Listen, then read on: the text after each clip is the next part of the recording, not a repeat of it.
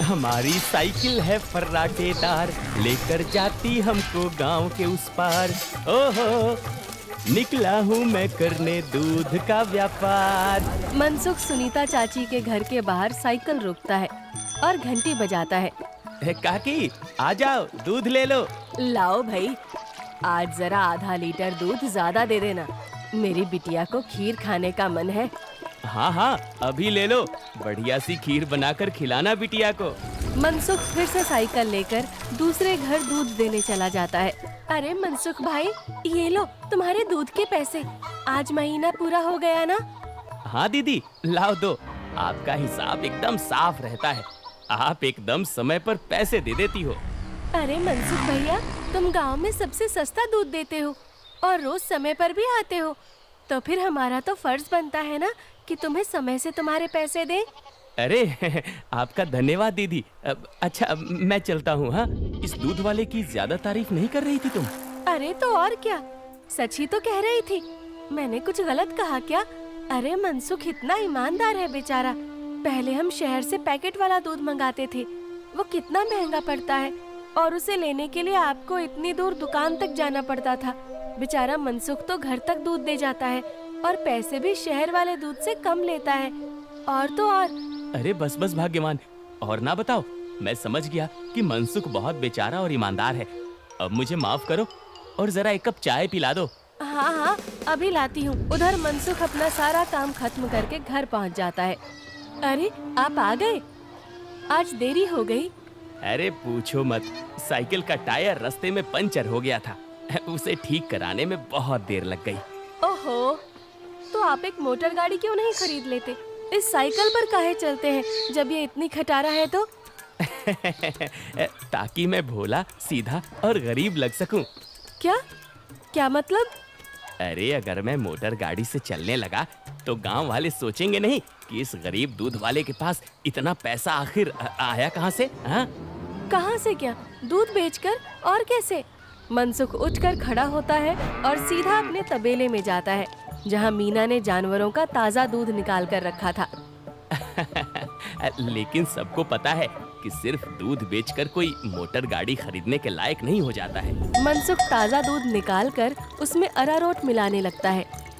अरे रुकिए रुकिए, ये दूध तो हमारे इस्तेमाल का है, इसमें अरारोट क्यों मिला रहे हैं? अरे मूर्ख औरत, कितनी बार तुमसे कहा है कि हमारे इस्तेमाल का दूध अलग रखा करो।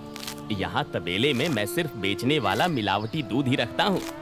जी जी, माफ करिएगा, अभी हटा देती हूँ। गांव वालों की सोच के विपरीत मनसुख राम तो एक बहुत ही लालची और चालाक दूध वाला था। मीना दूध हटाकर ले जाती है और मनसुख हंसता हुआ खुद से कहता है, गांव वालों की नजर में मैं एक बेचारा गरीब दूध वाला हूँ, तो वही रहने दो। मेरा असली चेहरा कभी किसी के सामने नहीं आ पाएगा। और मैं ऐसे ही मिलावटी दूध बेच बेच कर बहुत सारा धन जमा करता रहूंगा। मनसुख की धोखेबाजी की गाड़ी ऐसे ही मजे से चल रही थी। एक दिन उस गाड़ी में सवार होने के लिए कुछ और यात्री भी आ गए। एक दिन मनसुख साइकिल से दूध बेचकर वापस घर जा रहा था और फिर से उसकी साइकिल पंचर हो गई। अरे ये खटारा तो नाक में दम कर रखी है, फिर से इसको बनवाना पड़ेगा। मनसुख छोटू पंचर वाले की दुकान पर जाता है। अरे भैया, फिर से आ गए आप? अरे अब तो आप एक नई साइकिल ले ही लो, आपकी साइकिल का पंचर बनाते बनाते हम थक गए भाई। अरे कहाँ छोटू भाई, घर में दाना पानी चल जाए वही बहुत है, अब कहाँ नई साइकिल खरीदेंगे हम जैसे गरीब। छोटू साइकिल ठीक करने लगता है और मनसुख वहीं खड़ा रहता है। बगल में एक भजिया वाले की दुकान थी। अरे भैया, इसे ठीक करने में 15-20 मिनट लगेगा, आप कब तक खड़े रहेंगे?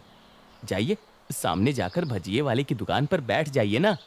अच्छा ठीक है, जब काम हो जाए तो मुझे बुला लेना। मनसुख भजिया वाले के पास जाकर कहता है, लाओ भैया, जरा एक प्लेट भुजिया खिलाओ। हाँ भैया, अभी लो। मनसुख के ठीक सामने दो आदमी बैठे हुए थे। दोनों कुछ विचित्र से दिख रहे थे, जैसे वसूली करने वाले गुंडे हों। मनसुख जरा संभल कर बैठ जाता है। अचानक से उनमें से एक आदमी को जोर से खांसी आने लगती है। अरे कैसी भजिया बनाई है तूने? नालायक, अरे अरे क्या हुआ भैया जी? अरे जल्दी पानी लाओ। अरे भैया पानी तो खत्म हो गया है, मैं अभी कुएं से लेकर आता हूँ। तो क्या खो, तब तक मैं खांसता ही रहूंगा। मनसुख जल्दी से उठकर अपनी साइकिल में लगे कैन से थोड़ा दूध लेकर आता है। लो भैया, इससे तुम्हें राहत मिलेगी। वो आदमी जल्दी से दूध पी लेता है और उसकी खांसी रुक जाती है। अब जाकर आराम मिला, तुम्हारा धन्यवाद। कोई बात नहीं भैया, इंसान ही इंसान के काम आता है ना। ये लो भैया आपकी भजिए। अच्छा मैं अभी पानी भर के लाता हूँ, कहीं किसी और को जरूरत पड़ी तो पहले से रहना चाहिए ना।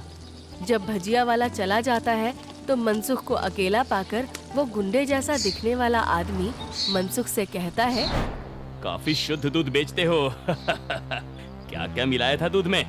ये सुनकर मनसुख सकपका जाता है और भजिया उसके हाथ से गिर जाती है। क्या क्या मतलब है आपका भैया? मतलब ये कि ये दूध तो बहुत मिलावटी था, चक्कर ही पता चल गया।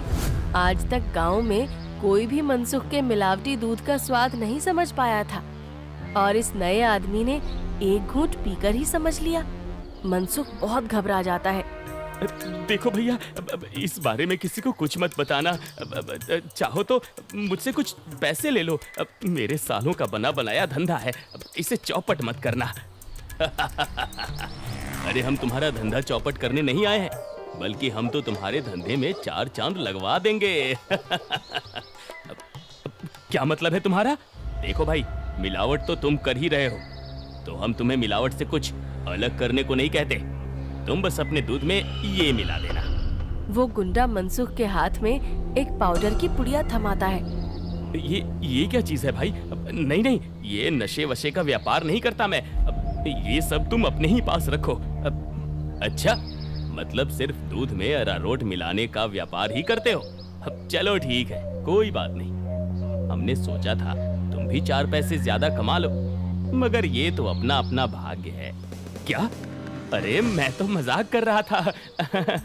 मैं तैयार हूँ भाई। अब सामने से आती लक्ष्मी को भला कौन मना कर सकता है। लाओ लाओ, पुड़िया इधर लाओ। ये हुई ना बात। तो फिर ये लो, इस एक पैकेट को एक बड़े दूध के केन में मिलाना। इससे कम या ज्यादा में नहीं, तभी स्वाद में किसी को अंतर नहीं पता चलेगा।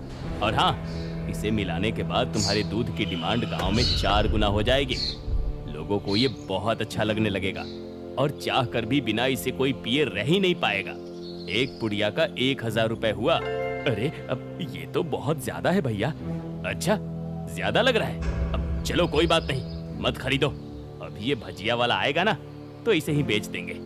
ये तो खुशी खुशी 1000 रुपए में खरीद लेगा। अरे अरे नहीं, रुको रुको, मैं देता हूँ ना पैसे। ये लो। शाबाश, चलो अगले हफ्ते मिलते हैं। मनसुख की साइकिल ठीक हो गई थी और वो पुड़िया लेकर वापस घर जाता है। जब मनसुख दूध में पुड़िया मिला रहा था, तभी वहाँ पर मीना आ जाती है। अरे ये आप क्या कर रहे हैं जी? ये है जल्दी से अमीर होने का शॉर्टकट। बहुत हुआ अरारोट मिलाना, अब देखो कितनी जल्दी हम अमीर होते हैं। अरे वाह, आप तो बहुत समझदार आदमी हैं। कितना अच्छा हुआ जो मेरी माँ ने आपसे मेरी शादी करवाई। अच्छा, काश मैं भी ऐसा ही कह सकता, भाग्यवान। जी क्या? मैं समझी नहीं। नहीं नहीं, कुछ नहीं। अच्छा ठीक है, मैं खाना बना रही हूँ, आप जल्दी से हाथ मुंह धोकर आ जाइए। 1 हफ्ता बीत गया और मनसुख के दूध की डिमांड वाकई में बढ़ गई थी। उसे अच्छा खासा मुनाफा होने लगा था और उसका लालच भी अब 2 गुना हो गया था। मुझे कम से कम 10 पुड़िया दे दो, लेकिन हमेशा संभल कर इसका इस्तेमाल करना। कुछ भी हो जाए, हमने जितना बोला है उससे ज्यादा पाउडर मत मिलाना दूध में, वरना लेने को देने पड़ सकते हैं। हाँ हाँ, मैं ध्यान रखूंगा।